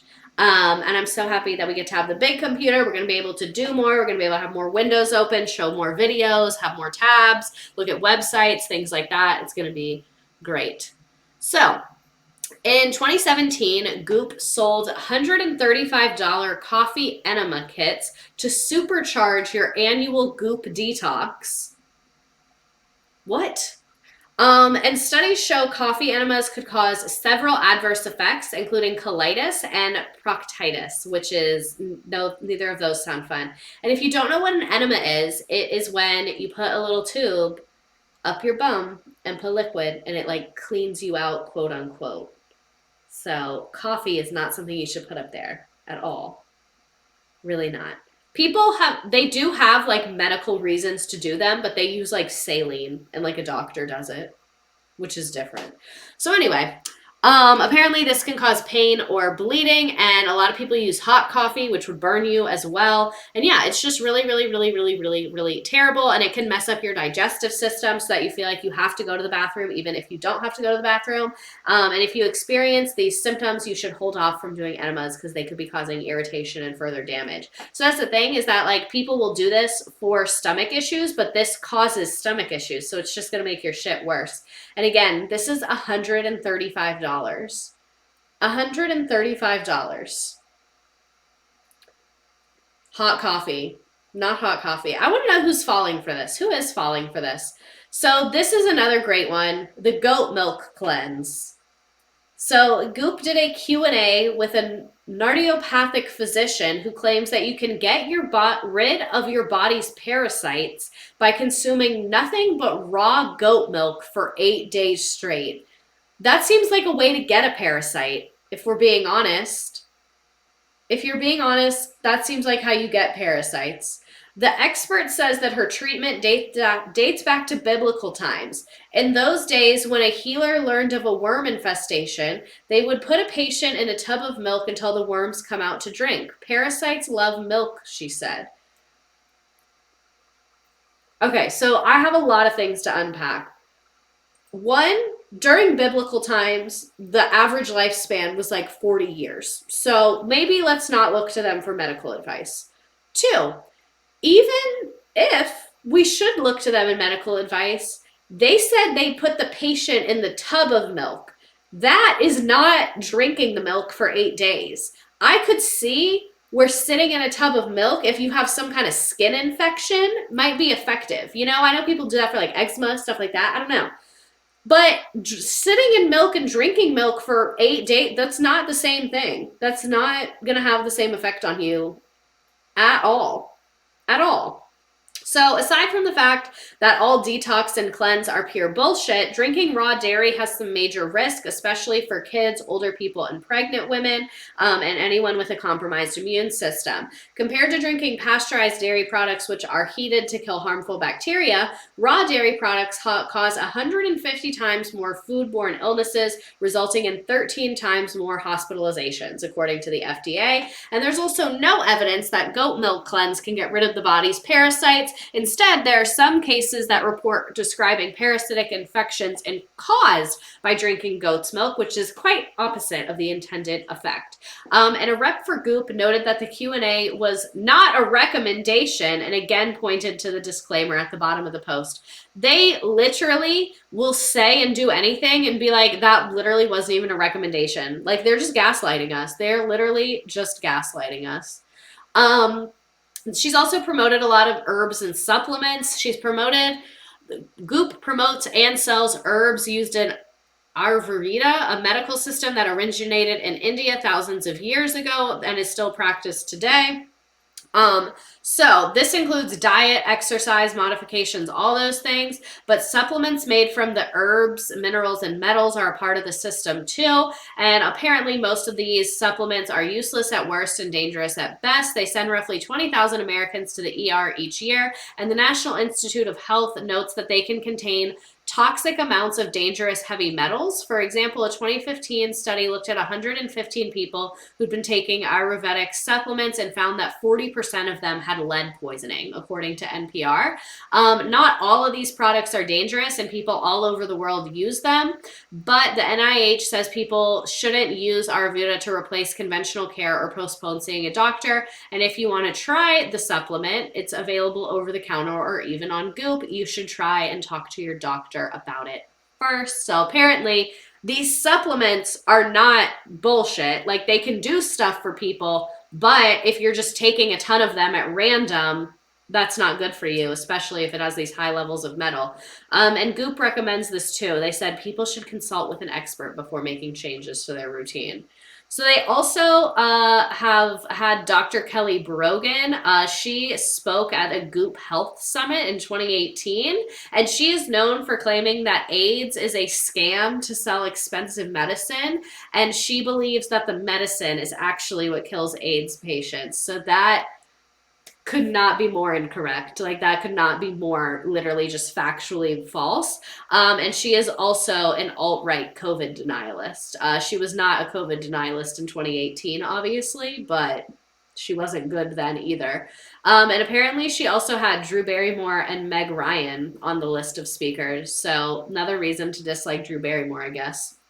So another product that she has gotten a lot of shade for is the Jade Egg. So this is the description. Used by women to increase sexual energy and pleasure, this nephrite jade stone helps to connect the second chakra and yoni for optimal self-love and well-being. Please be sure to follow the instructions included with your egg, made exclusively for Goop. And apparently it has a drilled hole to add a string. Apparently you're supposed to use unwaxed dental floss and you tie that to it, and that's how you get it in and out, I guess. I don't fucking know. Their promotion of jade eggs was ruled legally irresponsible. In 2018, they were actually forced to pay $145,000 in refunds to customers for making unscientific claims that they balance hormones and increase sexual pleasure, because all they do is increase the risk of bacterial infection. You should not put that up there. You really should not. And then we have the rose quartz egg, literally more of the same bullshit. It says yoni eggs, the one strictly guarded secret of Chinese concubines and royal in antiquity, harness the power of energy, work, crystal healing, and a Kegel-like physical practice. This rose quartz egg, like an energy clearing magic crystal, is ideal for people who have seen results with the jade egg and want to take their practice a step further. All right, they are porous, so things get into them. That's why they can cause bacterial infections. Rose quartz brings in love energy, says Shiva Rosser. You can use rose quartz to bring in love and heal wounds in a gentler way. What? Fans say regular use increases chi, orgasms, vaginal muscle tone, hormonal balance, and feminine energy in general. You know, feminine energy in general. You know, the very real and measurable feminine energy in general. Just in general, just generally speaking. My mom bought several of these stone eggs in Mexico, but she put them in her rose bushes. So this is my thing with crystals. I don't know if they do anything. If you feel like they're doing something, rock on. If they make you happy, buy them. Put them all over your house. Whatever. Dance with them. Light a candle next to them. I literally don't care. If you're happy, I'm happy that you're happy. Don't put it inside you, because that'll give you a bacterial infection. You know what I mean? Like, that's where I draw the line. Like, I don't care if it makes you happy to put it inside you. You shouldn't, because you're going to get a bacterial infection. I hate when I go to the doctor and they tell me my feminine energy is low. So annoying. Shiva Rose has been practicing with them for about 7 years and raves about the results. We tried them too, and we were so convinced that we put them in the goop shop. Shocker, you wanted to make money? Interesting. And also noted in the lawsuit were claims about the rose quartz egg, because they said it activated your heart, whatever that fucking means. So yeah, they've gotten in trouble with like the government over stuff like this. Another fun little product is the Inner Judge Flower Essence Blend. So a purifying organic floral blend that assists in the clearing of guilt, shame, self-criticism, and blame. Please note, flower essence is scentless and odorless. You're paying $22 for a spray that's supposed to clear you of guilt and shame, and it doesn't even smell good. The powerful and purifying floral blend that supports self-acceptance, flexibility, compassion, and forgiveness. It can be used frequently, every 5 to 15 minutes, to help prevent shame spirals downward toward depressive states. This grace-filled formula shows us how to forgive ourselves while others while enhancing equanimity and peace. What? Just water, lead poisoning, and vibes. Like, this is, how are people falling for this? How are people falling for this? I really need to know. It's only 0.5 ounces. And you're supposed to use it every 5 to 15 minutes. The only thing I can see is like where it says like spray it to prevent shame spirals. I guess like, you know how some people will like, they say like, oh, if you're about to have an anxiety attack, you should like stick your face in cold water. Maybe spraying this on yourself kind of gives you like a physical sensation to kind of like snap you out of your mental stuff. That's the only thing I could see of this working. But I feel like you could accomplish that by just putting like some cold water in a spray bottle. You know, like I don't think it needs to be the Inner Judge Flower Essence Blend. I think a lot of things could work for that. It's much cheaper to shake a can of pennies in your face to prevent a shame spiral. What if it's just spit? Purchasing this is the shame spiral. Stop. Stop. Miss Redacted, you're too faithful in her. No. I'm not saying that they thought it worked. I'm saying the consumers who enjoyed it. Be very clear about that. People that are buying this and felt like it did something, that's probably why they felt that. Like it would, a spray water bottle would have done the same thing. Can I use a squirt gun? I feel like Gwyneth Paltrow isn't even dumb enough to use this, right? Who fucking knows, honestly. So, the controversial wellness company did have to pay $145,000 in civil penalties. The offending products were the jade egg, the quartz egg, and the Inner Judge Flower Essence Blend. Goop made health claims about the products that were not supported by competent and reliable scientific evidence. And the company will also offer full refunds to California consumers who bought these products between January 12th and August 31st of 2017. So they have gotten in trouble. In addition to the refunds and settlements, Goop is also barred from making any claims about the efficacy of its product unless it can back them up with solid scientific evidence, and may not manufacture or sell any falsely advertised or misbranded medical devices for the next 5 years. So after 5 years, they are allowed to sell falsely advertised or misbranded medical devices? Is that like the conclusion we came to? It's important to hold companies accountable for sustainable claims, especially when they claim to affect women's health, Orange County District Attorney said. So, California's crackdown on Goop stems from an August 2017 complaint filed by an advertising watchdog group called Truth in Advertising, which outlined over 50 specific cases in which the company claimed either expressly or implicitly that its products or third-party products that it promotes can treat or cure a wide variety of ailments. They previously sent Paltrow a letter warning her that the complaint would be filed with the regulators unless Goop cleaned up its deceptive marketing campaigns within a week, but they only made limited changes. So Goop responded saying that the claims were unsubstantiated and unfounded, and then the organization that reported them hailed the settlement as a victory for consumers. They said, for far too long, Paltrow and Goop have been taking advantage of susceptible consumers by using deceptive and misleading health claims to sell their wares and turn a profit.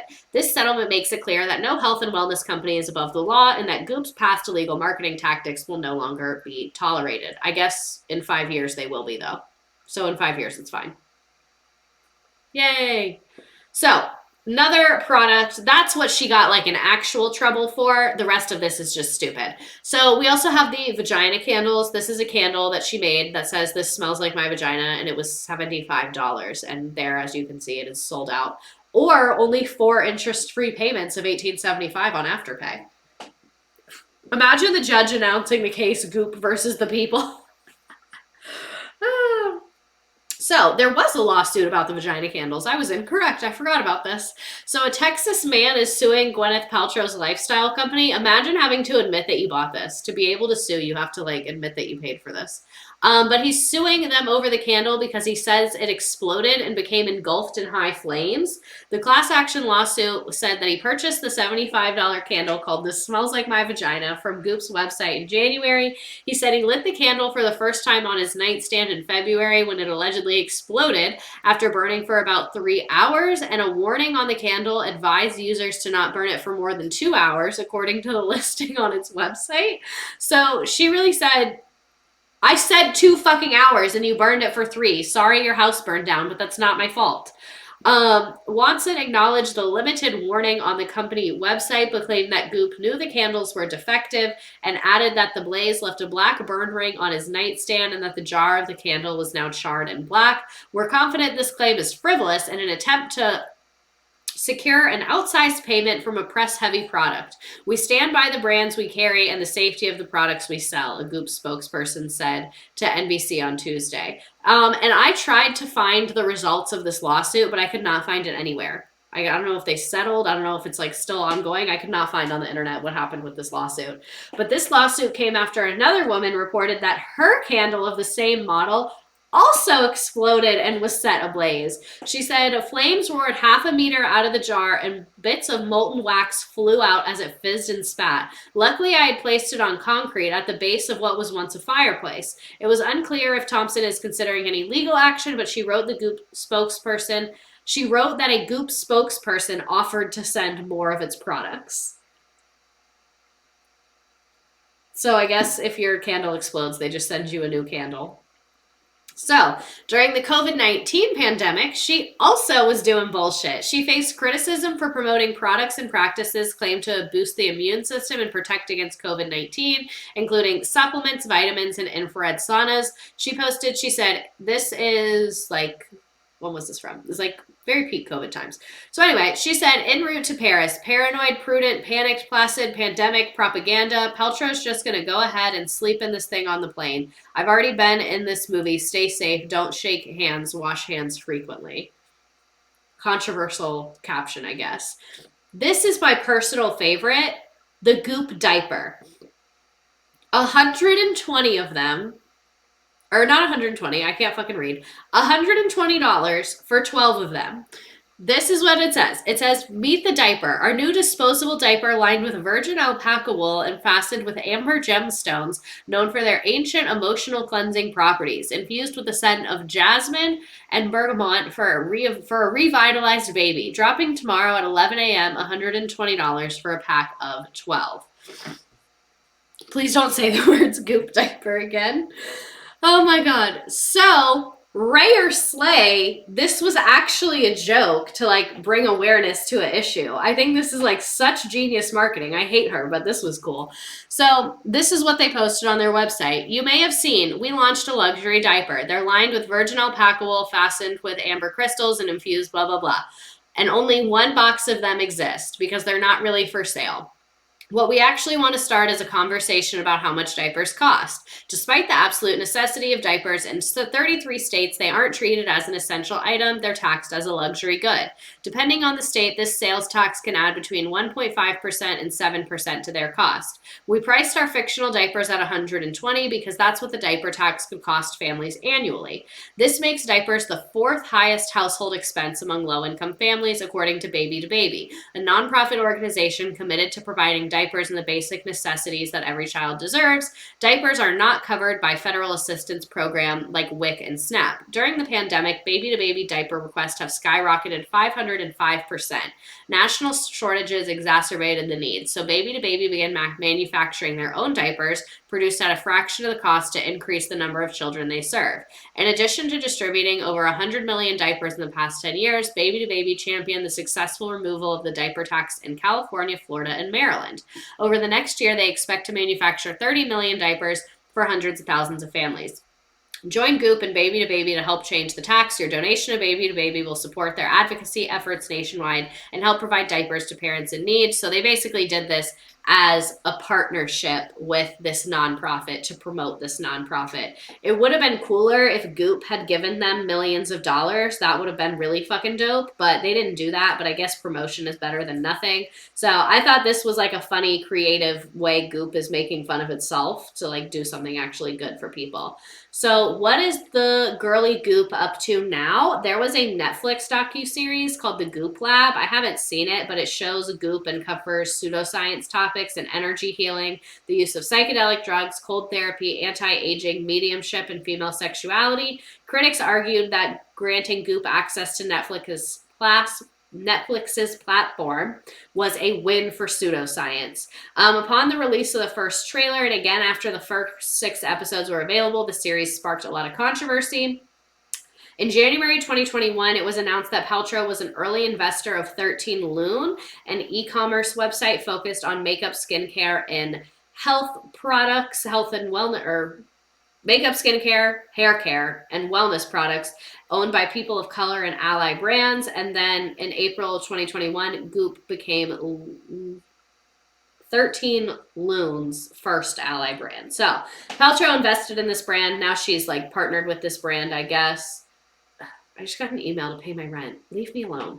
So, the ski crash lawsuit. January 2019, retired optometrist Terry Sanderson sued Gwyneth Paltrow, claiming that 3 years earlier she collided with him on a ski slope in Park City, Utah, causing him a traumatic brain injury. So he filed the lawsuit in 2019, saying that Paltrow was skiing out of control when she hit him from behind, knocked him down, then landed on top of him. He said after the collision that she got up and skied away and did not offer any help. He was seeking $3 million in damages, but he ended up amending it to $300,000. He said it took him 3 years to file the suit because his legal team could not come to a resolution after meeting with Paltrow and her attorney. Paltrow has denied running into him and countersued for $1 plus her legal fees. So, February 2019 is when she responds to his claims in court, saying that he was responsible for the collision and that he's trying to exploit her celebrity and her wealth. And she said that she was on a family vacation with her children and friends and was on a beginner run named Bandana and the ski resort when Sanderson smashed into her from behind and delivered a full body blow. Sanderson apologized, said he was fine, according to Paltrow's filing. She said that she was so shaken by what happened that she stopped skiing for a day. Both of their lawsuits cite an incident filed by both Sanderson's lawsuit and Paltrow's filing cite an incident report filed by a ski instructor who was skiing with Paltrow's son. The instructor said that Sanderson was the uphill skier and hit Paltrow from behind, according to the report. Deer Valley's website says the person ahead or downhill has the right of way. So I guess if you're further down the hill, like the person behind you, it's their job to not hit you because you can't see them. They can see you, so it's their job to move and not hit you. So he said Paltrow had been making short turns as she skied behind her children. The instructor, however, said in his report that he did not witness the collision and only heard Paltrow scream and hit the ground. So, on an emotional level, I am this man. This is the lawyer. Like, this is exactly how I feel when I'm streaming. This is a picture from court. This is how I feel. Like, the little lines pointing to everyone, who everyone is, this image that they made, like this is exactly how I feel. The paper with all the highlighting on it, he is me, I am him. So, March 2023, they have their opening statements in court. March 21st, the trial kicked off with Sanderson's attorney saying his opening statement that Paltrow was not looking in front of her as she was skiing downhill and was instead looking at her children. And he said the sole eyewitness to the crash was Craig Raymond, an acquaintance of Sanderson's. Raymond who was in a group with Sanderson, testified that he was skiing down the run when he heard a scream and looked over and saw the skier slam into the back of Terry. He said that Paltrow hit Sanderson hard and bounced off him. Raymond said that once he reached them, Paltrow got up and did not answer on whether she was okay. He also testified that the instructor approached the group and yelled at Sanderson, who Ramon said was face down in the snow. Paltrow left the scene about 3 to 4 minutes after the crash without identifying herself or asking if anyone needed help, Ramon said. Sanderson, according to Ramon's testimony, was out of it. Maybe it's Raymond. I don't know. Was out of it and complained about his ribs. The instructor yanked Sanderson off the ground and then left, he said. Paltrow's attorney, Stephen Owens, disputed the claims, said in his opening statement that Sanderson caused the collision when he moved to avoid another skier and interlocked his skis with Paltrow's. Owens said that after the collision, Sanders apologized to Paltrow and told others he wasn't sure what happened. Paltrow stayed at the scene until ski patrol came and asked if Sanderson was okay, Owens told the court. It also was alleged that Sanderson, now 76, had ailing health before the accident, including dementia and partial blindness. So, you have dementia and blindness and you're doing a lawsuit 3 years later. Not looking great for you. So, Paltrow takes the stand. The actor told jurors that Sanderson hit her on the slope. She said that is the truth. She said she was gently skiing down the slope when she felt a body pressed under her back and she saw 2 skis slide between hers. She said they both fell to the ground and she momentarily froze before becoming upset and yelling an expletive at Sanderson. Paltrow told the court that she apologized for the outburst, but said that she felt violated and initially believed that the collision might have been a sexual assault. There was a body pressing up against me and a very strange grunting noise, she testified. After the crash, she said she remained at the scene until a ski instructor who had been working with her children told her she could leave. Can you imagine being blind and having dementia and Gwyneth Paltrow crashes into you? You're just like, damn, no one's gonna believe me. So Sanderson says he was sent absolutely flying down the slope. We kind of already talked about this, but oh no, this is important. Just kidding. So Sanderson's version of the event was very different. He said that he was a serious smack and all he saw was a whole lot of snow. He recounted how a screaming woman was skiing out of control and hit him square in the back. At times, Sanderson became emotional in his testimony when it appeared he could not remember things or focus. His legal team said he was having trouble because of the brain damage he suffered from the collision. Paltrow's team used it to weaken his credibility. Sanderson's testimony also raised questions about the possible GoPro helmet that could have contained that may have documented the crash. Sanderson's daughter mentioned the GoPro in an email, but says that she was just speculating because helmet cameras are common at ski resorts. It's not clear if the footage exists, and it was not included in evidence, so I don't think it exists.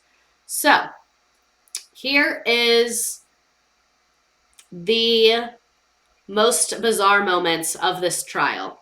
He has deterred you from enjoying the rest of what was a very expensive vacation.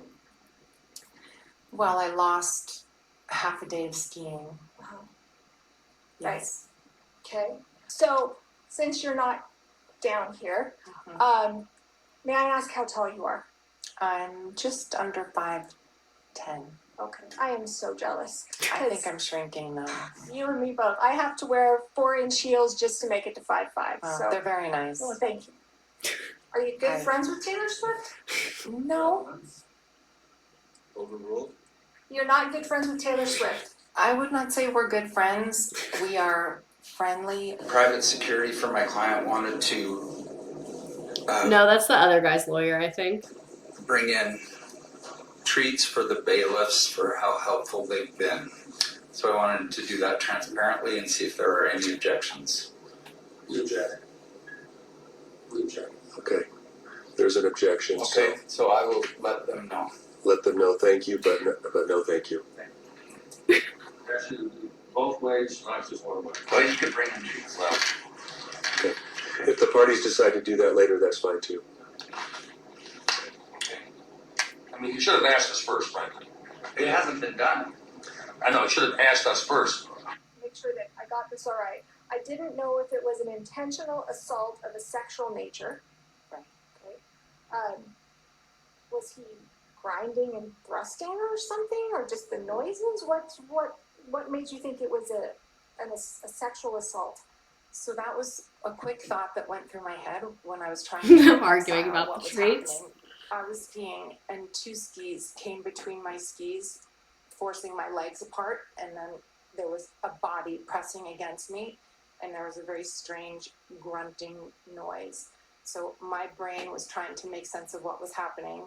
I thought, is this a practical joke? Is someone like doing something perverted? This is really, really strange. My mind was going very, very quickly, and I was trying to ascertain what was happening. I heard something I've never heard of a ski resort, and that was a blood-curdling scream. Just, I can't do it. And then, boom. And I'm assuming, you're under oath here, that you're a good tipper. Yes. Okay, fantastic. I wouldn't expect anything less. If they're never accountable, what are they going to do? They're going to do it again. Now we have the molesting of young children on an island. Your Honor. Denial. This is ridiculous testimony. He's talking about. Sustained as to relevance. Is this your post after the collision? Feeling happy, it says at the very top. Did you post this? I believe I did. Except, is this you and your girlfriend in the Netherlands? That was a new friend, yes. Is this you on a bike ride, looking fit and happy? Yes? Yes. In a press conference, compare my client to King Kong coming out of the jungle. Yes or no? That was not my intention. Did you do that? Did I make up those words, or are those your words to the press? I'm not sure, but probably sounds familiar.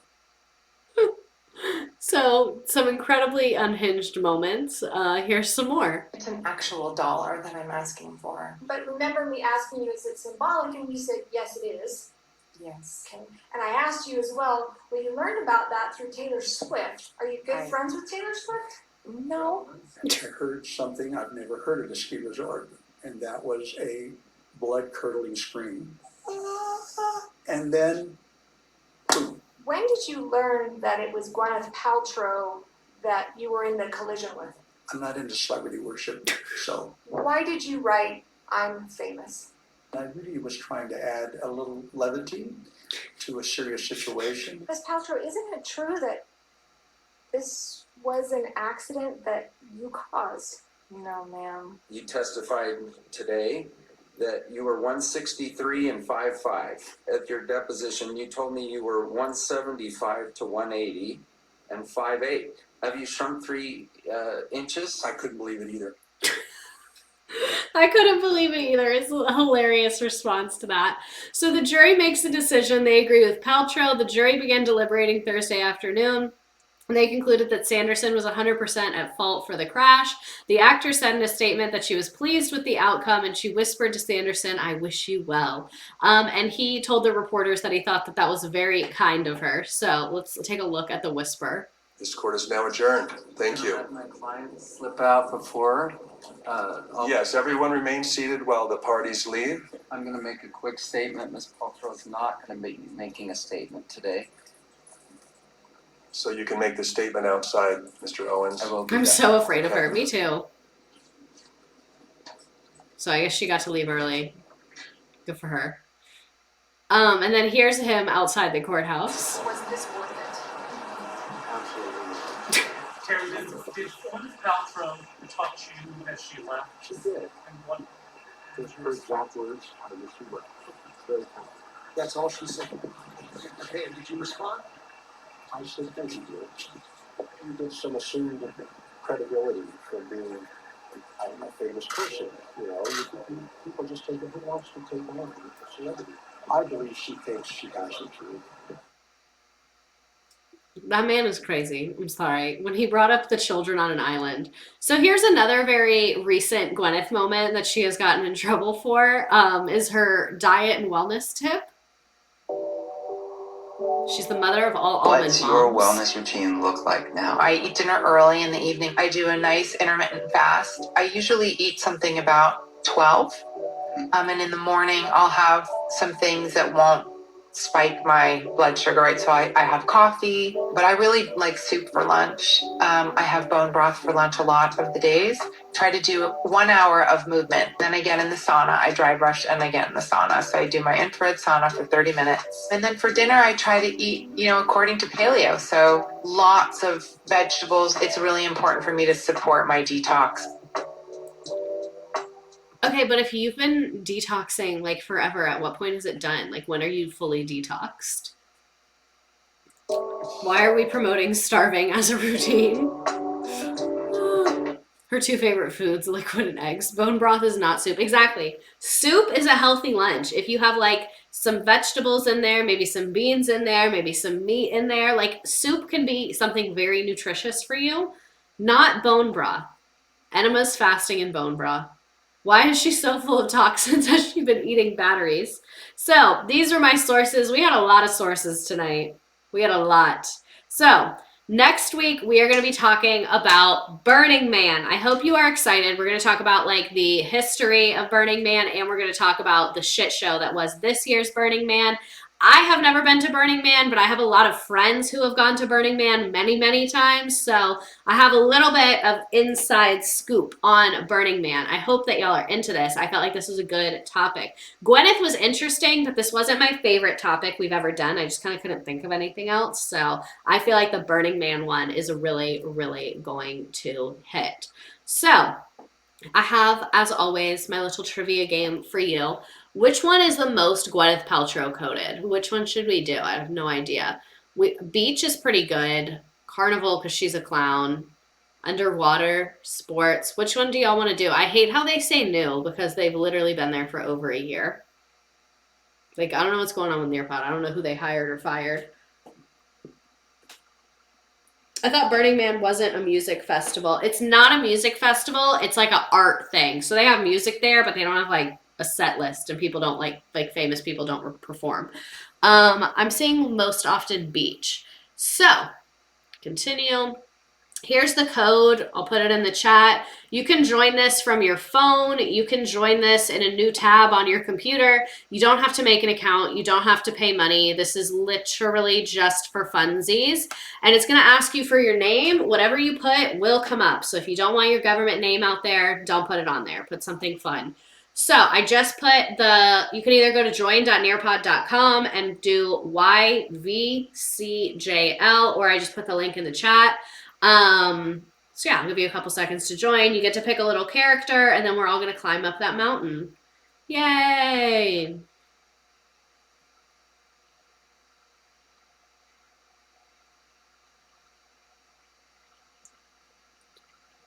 I'll give you some more time. This was a fun stream, though, and I'm really happy we hit our computer goal. Thanks again. Exciting stuff, people. I'm very excited. Nice. Nice, nice, nice. And I've made progress on the pink wall. I just bought a lot more photos. They're sitting right here on the floor. I'll give you a couple more seconds to join the Gwyneth Paltrow game. Let me send it in the chat again. There you go. Oh, my lashes. These are the Kiss Impress ones. They're so easy. They're so good. I'm telling you, I'm so bad at stuff like this. Anything that's like tedious and little with my hands, I'm really bad at it. These are actually easy. They come with the glue and the bonding already on them. You literally pick it up with a tweezer. Don't. I do 4 of them. So easy. And if you fuck them up, it doesn't hurt. You can just take them off, redo it. The code, if you want to join the trivia game, is YVCJL.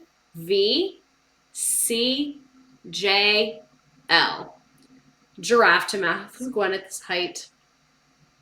Can you show us your new art that was taped out before? Yes, that is a perfect thing to do while we're waiting for this. I have pajama shorts on though, so I'm just gonna pull my sweatshirt down. Also, this is my merch. It's on my Linktree. This says proud graduate of Knockoff College. I have like little hair Albert Einsteins. And then this is the back. Ta-da! So, this is my art. This is what Suburban Farmhouse made for me. Is it not the cutest thing ever? It says Miss Redacted, and then it's literally like a little disco ball. Isn't this so fun? I'm obsessed with this, and it's like wood. It's very high quality. We love it. It's so cute. The Suburban Farmhouse made it. They're on Etsy. She does tons of custom stuff. She did this custom for me. It was absolutely worth it. She did a great job, and she literally like, we were in the DMs. She was sending me pictures, and I was like, not quite right, not quite right. I was such an annoying little picky bitch, and she was so nice about it. It's so cute. I love it. I'm obsessed. And she has tons of like classroom stuff and holiday stuff, in addition to obviously you can get custom stuff from her. But yeah, isn't she very, very cute and gorgeous? It's very, very fun. And yes, this is my merch. Miss Redacted's class of 69. Don't fall. There we go. Cool. So I'm gonna go ahead and hit start. Start.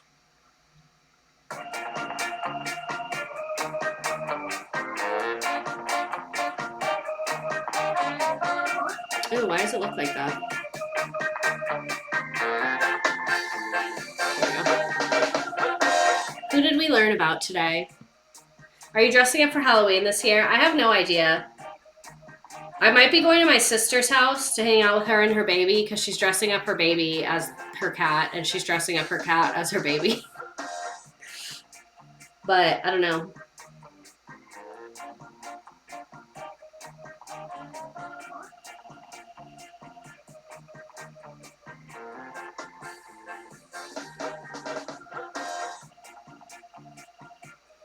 I want a snack.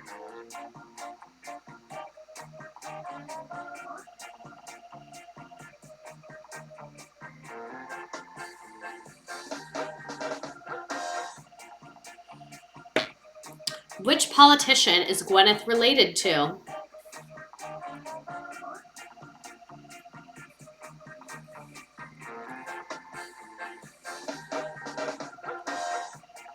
I just got here, so this is so funny to take this quiz. It's not a quiz, it's a trivia game. It's for fun.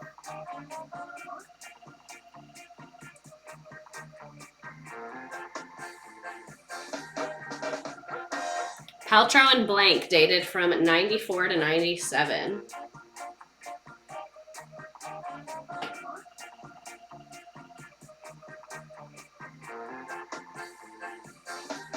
Ken.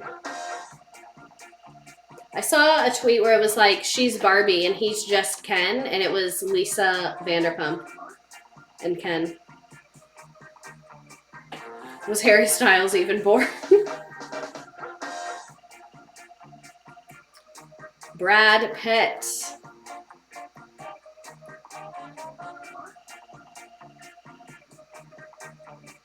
Why was she originally famous?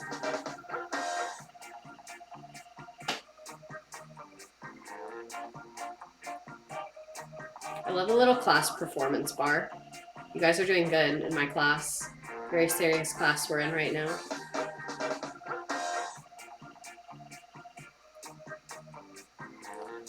What's the difference between acting and cameos? I meant like the Cameo app.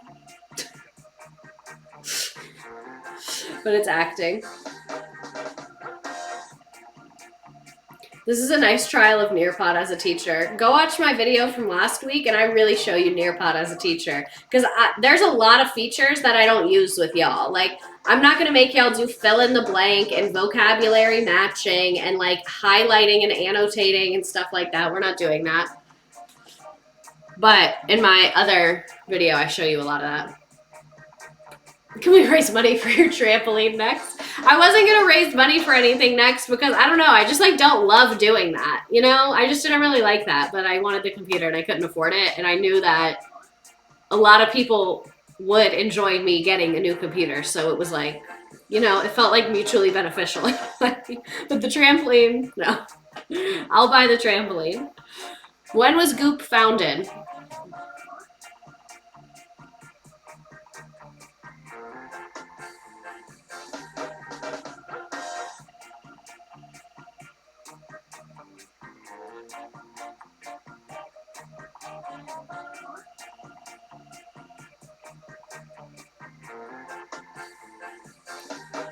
This is where I start to fail, I think. I try and only give you guys 1 year question. It's hard. It's 2008.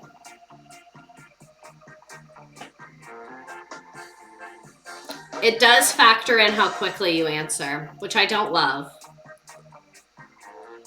What term did she use for her divorce? Recession queen, height of the recession. She's found in Goop.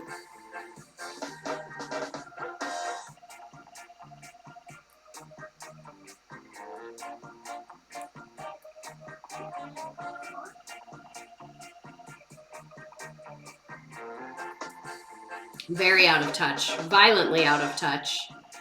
I'm glad y'all are getting this right, and I'm kind of sad no one's acknowledging my wrong answers because they're funny. It's conscious uncoupling. I liked wedlock withdrawal, personally. What does Gwyneth recommend getting stung with?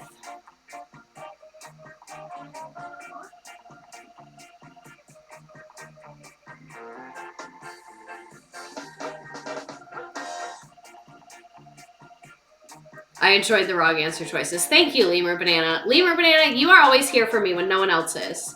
The bees are gonna keep me up at night.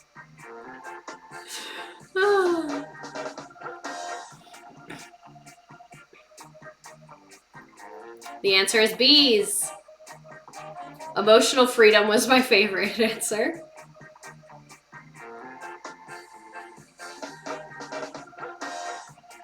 The diaper was a real Goop product, true or false?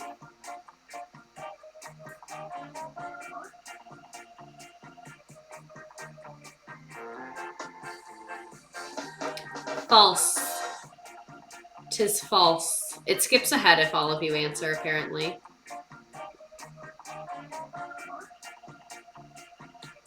And what are we learning about next week?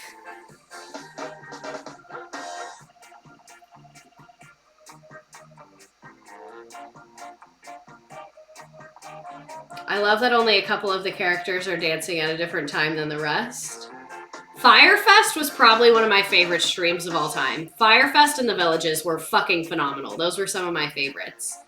And Anna Delvey, because that's when I was unemployed. So, like, I was literally spending, like, 6 hours on those decks. Like, making the story flow, putting in things that were funny, like, I was elite on those decks. So nice job. A Goopy parking lot, consciously uncoupled, gluten, Savannah life, rose quartz infections, sustat, a goop egg, vagina eggs, Ella, Melly, Sunboy, Rye Girl, Vag Egg, Emma, WP. I will scroll through the rest.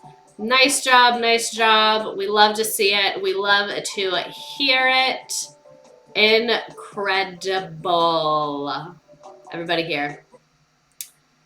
Getting second in a stream quiz is a totally normal thing to be happy about. This is a hobby. This is a good hobby. Like, let me just tell you, we like shit on adults for having hobbies, but doing like a regular thing every week that's like stimulating your mind and you're interacting with other people is such a good hobby.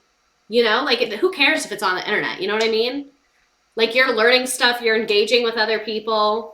All of that. Are you sad about Jimmy Buffett? Unfortunately, I don't have like feelings. Like when someone dies, I really don't feel anything. It's really horrible, but it's true. Watching stream tonight, Queen, watching the stream tonight.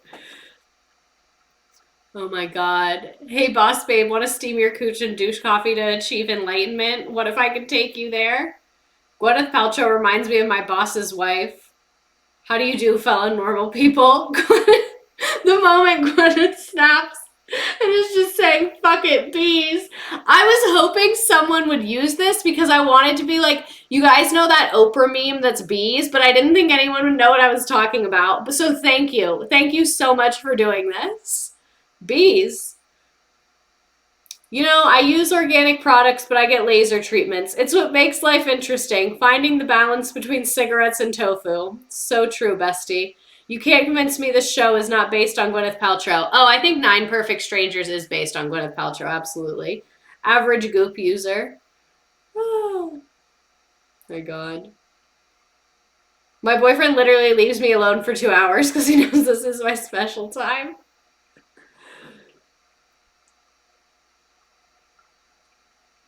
I rescheduled the weekly music lessons I teach on Wednesdays at 7 p.m. because I forgot time zones and told them my favorite history streamer is on.